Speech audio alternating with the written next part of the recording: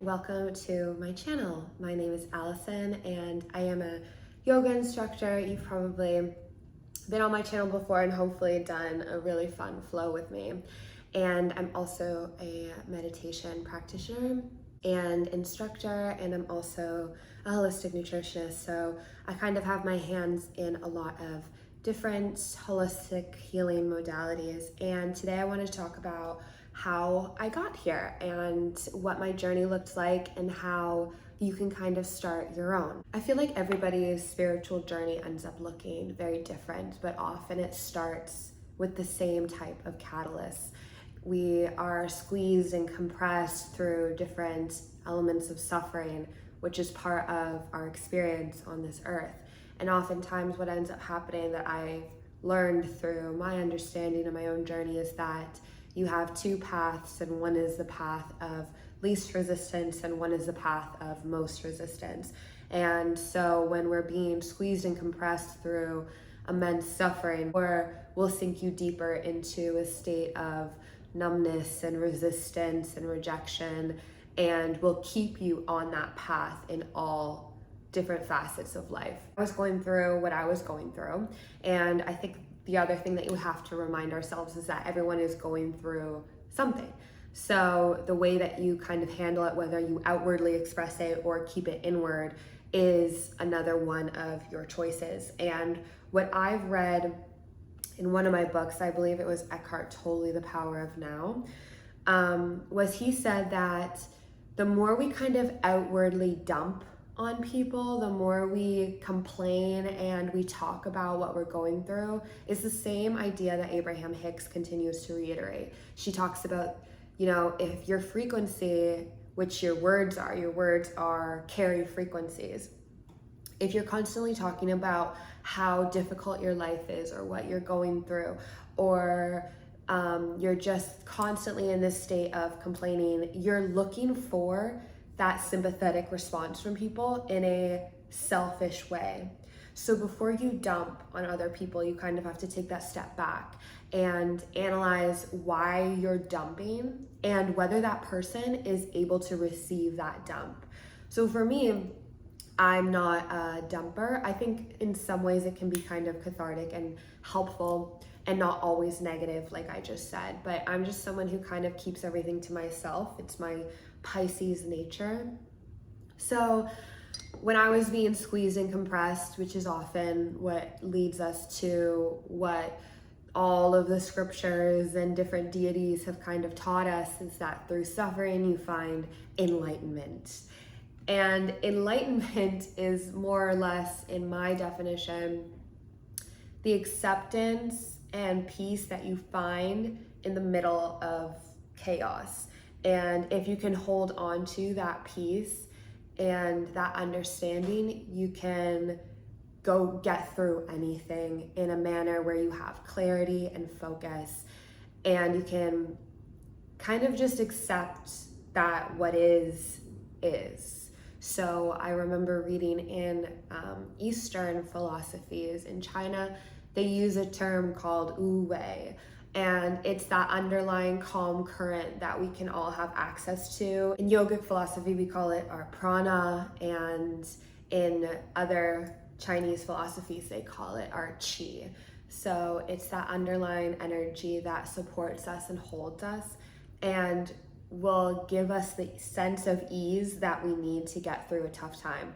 So all of that to say that often spirituality has to develop from yourself, starting with yourself, but is often catalyzed by a intense feeling of suffering or a harsh trauma. So what I kind of condensed my spiritual journey into was 6 fundamental pillars. And one of them is meditating, reading, listening, transforming, adapting, and becoming. So meditating. I grew up going to Catholic school. I grew up in the Anglican church, and I feel like anyone who's kind of forced to be religious really young ends up wanting to explore other ways that you can be quote unquote religious or spiritual. And I always felt like praying was confusing to me because I was just saying words out loud. And what I realized through meditating is that saying what you want or what you desire or how you want things to change doesn't mean anything if your energetic body hasn't changed at all. For example, most people pray, and when they pray, they're praying and they're incredibly emotionally upset about what they're going through, their trauma, and their energy and their mind is linked to that trauma, and so they're crying and their energy is only staying in the trauma and they're not elevating their energy into what they actually want and how they actually want to feel. And I of course learned a lot about this from Dr. Joe Dispenza, who I would say is my guru, a mentor that doesn't actually know it. But I learned so much from him, and this book has become like a Bible for me. And I think reading it was what really ended up getting me in meditation. I just know I needed to start somewhere, and I just decided to start there. And I just went on YouTube and I started looking up meditations. And I obviously started really small with just 10 minutes. I actually never did 5-minute meditations. Well, sometimes I did 7-minute meditations, Deepak Chopra on YouTube, but I ended up just really wanting that longer stay in that stillness and that energy field that I felt like I was connecting with through meditation. So I jumped from 7 and 10-minute meditations to 15, which at the time was really difficult. It felt really hard. I remember sitting in 15-minute meditations, and that was about 2-3 years ago. And now I've kind of become way more engulfed in the work of Dr. Joe Dispenza, and now I do his 35 to 40-minute meditations, working myself up to hopefully one day doing his 1-hour meditations in the morning. And the number one tip I can tell people when it comes to meditating is you have to wake up and just do it. You wake up, I do what Abraham Hicks tells me to do, which I automatically think about all the amazing positive things about the day. So I set my energy in that positive atmosphere. And then I go and I sit outside on my meditation pillow. And I grab my headphones, they're already ready, and I just turn on the same meditation. Right now I've been doing the same Dr. Joe Dispenza meditations, and they are so transformative. I honestly can't talk enough about them, and I hope that that encourages you to try them, because I think changing your energy and actually feeling low and sinking low and feeling yourself be low and then having to pull yourself up energetically is one of the most powerful things that you can do. So number 2 obviously became reading. I became obsessed with this new idea of energy and how I can heal myself through my thoughts and my words, because they all carry a frequency and energy, and it was so beautiful. So I really just started educating myself, which is the next thing that you have to do. And you have to read the books that you really are drawn to. Some of my favorite I don't have anymore because I lent them to people. So that's another tip, guys. If books really transformed your life, don't lend them to people. I know that you want to, because they changed your life, you want them to change someone else's, but you'll just never get them back. And I'm a dog ear highlighter type of girl, and I want to be able to just open up my books and reread something that meant something to me in the past, and I hate that I'm not able to do that. So one of the books that I read was The 4 Agreements. So the agreements that we make with nature and ourselves that ultimately create our reality. Obviously, I read all of the Joe Dispenza books. I've lent them all out, but this is the one that I do still have that I am absolutely obsessed with, Becoming Supernatural. It matches the science with our spirituality. And I like to tell people that I don't believe in the word science. I mean, at the end of the day, we just place words on things just for our brains to understand them better. And I like to more use the word like spiricence, because science is just the study of everything that is, and it's just the way that us humans try to understand what the world is. The only reason that we think the sky is blue is because we were taught that blue is related to that particular color that we see through our eyes, that triggers our brain to let us know that that color is blue. So really getting into understanding more about the science is what really helped me.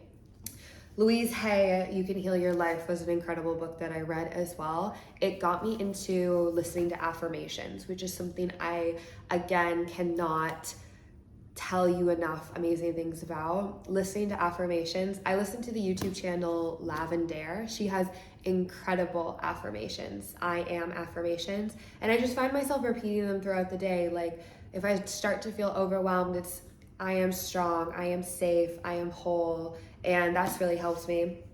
Deepak Chopra, another of my favorite gurus, and Eckhart Tolle, of course. This is a must read. So the next thing that I did on my spiritual journey was I started listening differently. Listening, I realized, has become such a big point of communication. I used to get really annoyed and overwhelmed when people would come to me with their problems, and it would be the smallest problem to me in my brain, considering my problems just felt bigger in my personal echo chamber. I started listening more effectively to people, and I started realizing it was through the work that I read in this book, actually, Eastern Body, Western Mind, which I encourage any psychiatrist or anyone to read. It's all about the relation between our emotional bodies and our chakra system. And they talk a lot about shadow work. And in shadow work, it's the things that you judge people on are really your own shadow. So the example that she used was, sometimes I find that I'm an overworker. I love to work. I'm always working, blah, blah, blah. And I see people who don't work and then complain about their circumstances and don't put in the work. I think, oh, well, like, you're lazy, like you're a lazy person. And I used to kind of just cast those words onto people in a judgmental style of way that was completely unfair. And it was my own shadow telling me that I need to actually slow down and relax. And I need to enjoy life too. And to not feel so overworked and overstressed and overwhelmed all the time. And I can learn from that person that there is importance in slowing down. I started listening to people more intently. I am an avid truth teller, though. I'm going to tell you to your face things that maybe you don't want to hear, but I think will benefit you in a way that is, of course, always appropriate and kind. But listening more effectively and not constantly thinking about how I can sound smarter in this conversation is an elevation in spirituality, because you're becoming more aware of who you are and how you treat other people. So becoming a more effective listener and communicator to people is something that helped advance me in my spiritual journey. Next, of course, is the transformative work. So ultimately transforming. You can read all the books, you can do all the meditations, you can sit in silence, you can try to be a better person, but at the end of the day, there has to be real transformative thought. As I kind of started slowly evolving, I just became more of myself, and I connected more to the inner child. I realized that there were so many synchronicities between who I was as a child and who I'm becoming now, as I fill into who I feel like I am as the expression of the universe in this human body. Coming into your own and understanding who you are as an I am being is ultimately feeling that transformation in yourself and allowing yourself to express that in any way that feels true to you, feeling like you don't care. Not that you don't care, but you're so effortlessly yourself that anyone else around you, anyone else's energy almost can't affect you anymore. You create this energy in the morning from your meditations or your affirmations, and you just carry that with you throughout the day, and nothing can kind of penetrate that energetic field that you've created. So next on the pillars was adapting. You have to adapt to the world that we live in. At the end of the day, I crave freedom. And that means free from my responsibilities, free from my traumas, free from my unfortunate circumstances. What I realized, though, of course, is that I am freedom. I am free, like I am abundant. I am all of those things because I am the entire universe in this body that you call Allison, or I call myself Allison. I had to realize that in a fantasy world, I have to keep this expression and keep this transformation and keep this energy and adapt it to face my problems straight on, face my fears, and understand that the world that I live in right now doesn't allow me to be the type of freedom that I want. I wish I could have. I wish I could just, dance all day and listen to music, but at the end of the day, I have people rely on me. I have responsibilities. I have to go to work, a job that I might not love, but everything I do outside of that job, I love so much. And I still find those glimmers of positivity in something that I maybe don't love. And so the work that I do allows me to exist in the space that maybe I don't love, but I can find so many beautiful and positive things about that space that it's also a part of my journey. It's also a challenge that forces me to grow, because even when people contest me or their energy tries to affect me, I grow by not allowing it to. I grow by being kind to the person that maybe I felt was unkind to me, and adapt in what is real world circumstances when I wish I could live in my mystical fairyland that exists in my head. All of the work that you do outside of that is what will set you up for allowing yourself to be that strong individual in anything that you face. Last point, of course, is becoming. By that, I mean to just be. Be effortlessly, beautifully, exactly who you are. And by doing all of the work through the reading, through the meditating, through the self-discovery work of sitting still with yourself, with your eyes closed, and just, or maybe journaling is part of your work, writing down visually, drawing visually who you feel like you are, you become that person everywhere that you go. And that person makes you smile every day when you wake up.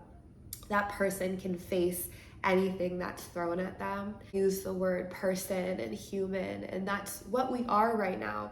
But I always like to do the exercise with people. The only reason that you can hear me and receive my message is because of our beautiful ear cells that have created these perfectly curved ears that allow you to receive the frequency of words. And our eyes are these beautiful eye cells that are just created so that we can see and experience the universe through sight. And then our tongue and our mouth is created so that we can express ourselves through words. And our nerve cells allow us to touch and to feel the earth and the universe through that. But if you take away all five senses, who are you underneath all of that experience that we've gotten through the beauty of science and spirituality and energy? Who are you underneath? If you couldn't see, hear, taste, smell, or touch, you still exist as you. But what are you now? Are you still Allison? Are you still you? Who are you? You're still alive, you're still energy, you're still an entity. We are made of energy, and energy never dies. That's the one scientific fact that exists in this world. The point of this video is that I encourage you to explore what it means to become everything that is who you are, and what your spiritual journey might look like. And as always, I'm here to bear witness to whatever you want to create in this world. And I hope it's something beautiful and magical.